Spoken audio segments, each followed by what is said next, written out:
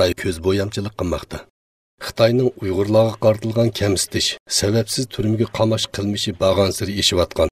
Diniy erkinlik, chet elga sayohatga chiqish qatorliq huquqlarining zo'rlik bilan tortib olinganligi sababli xalqaro jamiyatning ayblashiga uchrayotgan bir paytda Xitoy hukumatı Sharqiy Turkistonga qaratilgan sirtqi qarata ichivitishni tezlatish haqida xabar taqitib, xalqaro jamiyatda ko'zbo'yamchilik qilishga boshlagan.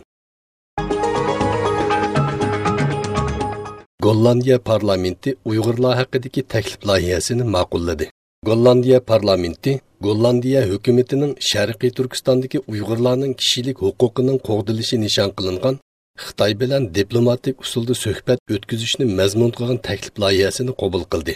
Danlik partiyasi Xitoyning Sharqiy Turkistondagi Uyg'ur xalqining diniy turmushiga qo'yilgan cheklamalarning hukumat tarafidan xalqaro munosabatlarda o'ttirg'i qo'yilishi va diplomatik yo'llar bilan suhbat o'tkazishni talab qilgan taklif loyihasi ko'p sonliqning ovozi bilan qabul qilindi.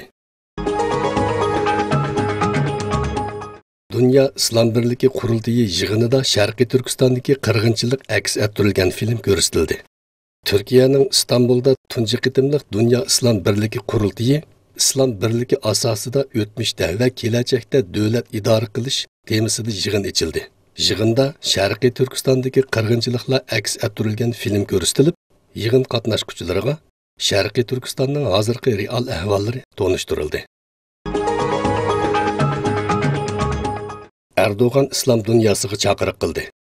Cumhur Rais Recep Tayyip Erdoğan İslam dünyasının yaqinqi yillardan buyon qattiq sanjiqqa va fitnaga to'lgan bir davrni boshdan kechirayotganligini ta'kidlab, G'arb ellari o'z tarixidagi barliq kasalliklarni islom dunyosiga eksport qilib, kelgusini kapolatga ega qilishga tirishmoqda. İslam dünyasının birligi, barobarligi va boyligini hammadan muhimi istiqbolini yo'qotish uchun paskina ssenariyalarni ishga solmoqda. Şuna İslam dünyasını bazı kuchlarning islomning birligini yo'qotish uchun o'ynayotgan paskina ssenariyalarga diqqat qilishga chaqiraman degan. Amerika 13 Xitoy shirkatini embargo tizimligiga kirgizdi.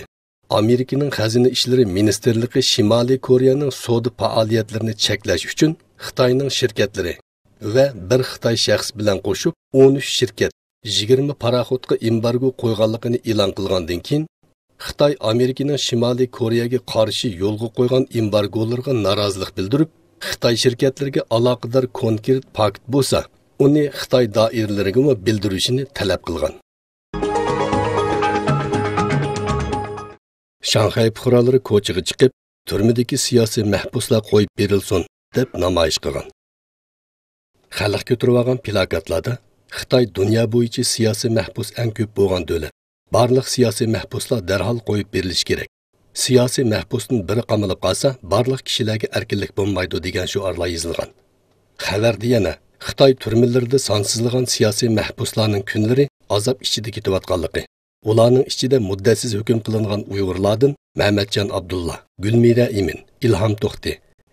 Muddatlik hukm qilinganlarning ichida Abdukaram Abduvalining 28 yillik qamoq jazosiga hukm qilinganligi. Ulardan boshqa Tibet, Mongol, Xanzu qatorliq 500 atrofidagi siyosiy mahbus tilga ilingan. Üç taraf yig'ini oxirlashdi.